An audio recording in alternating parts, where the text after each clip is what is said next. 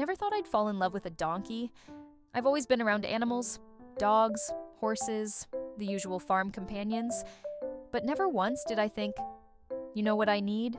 A small, loud, opinionated donkey. And yet, here I am, utterly in love with Monte. Monte came into my life not because I was looking for him, but because my horse, Ace, was. Ace had always had a special fondness for donkeys.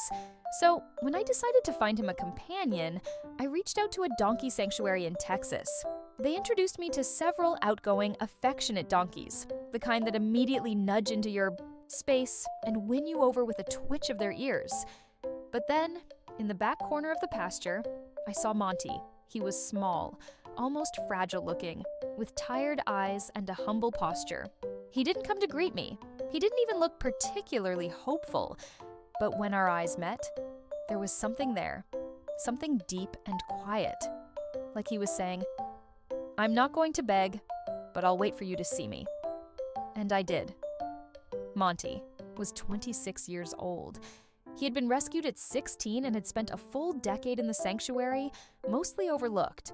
Maybe because he wasn't flashy, maybe because he didn't demand attention, but I saw him, and I brought him home.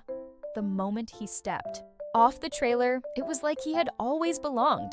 He walked straight over to Ace and the other horses with no fear, no hesitation. And in return, they accepted him instantly. Especially Ace. It was like two old souls reuniting. But Monte's quiet demeanor didn't last long. By day 3, Monte began to speak. And I don't mean a soft bray. "No!" Monte screams. His voice is a cross between a rusty trumpet and a donkey with a megaphone. The first time he let out a full-volume yell, I nearly dropped my coffee. I thought something was wrong. Was he hurt? Was he scared? Nope.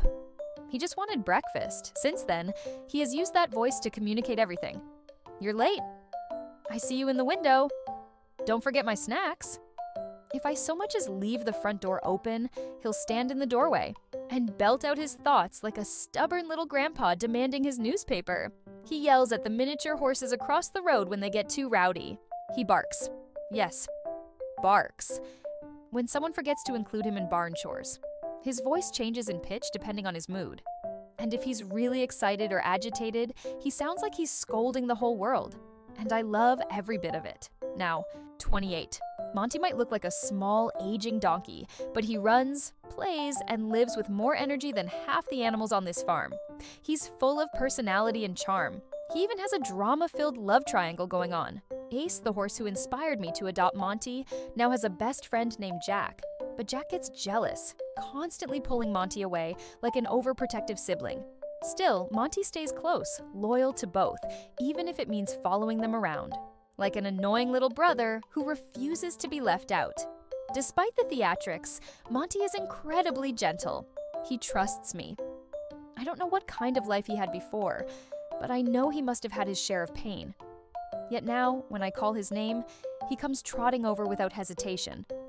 Sometimes, he wears a mesh mask to protect his sensitive sinuses. From bugs, and he doesn't complain. He's just happy to be cared for. They say donkeys are stubborn, but I think that's a misjudgment. Donkeys are thoughtful, observant. They take their time deciding who to trust. But once they do, that bond is unbreakable. Monte isn't just a donkey, he's my friend, my shadow, the unspoken heartbeat of our farm. He reminds me every day that love doesn't always shout for attention, though in Monte's case, it absolutely does shout. Loudly. Often. Still, I wouldn't trade that voice, that heart, or that stubborn little face for anything in the world.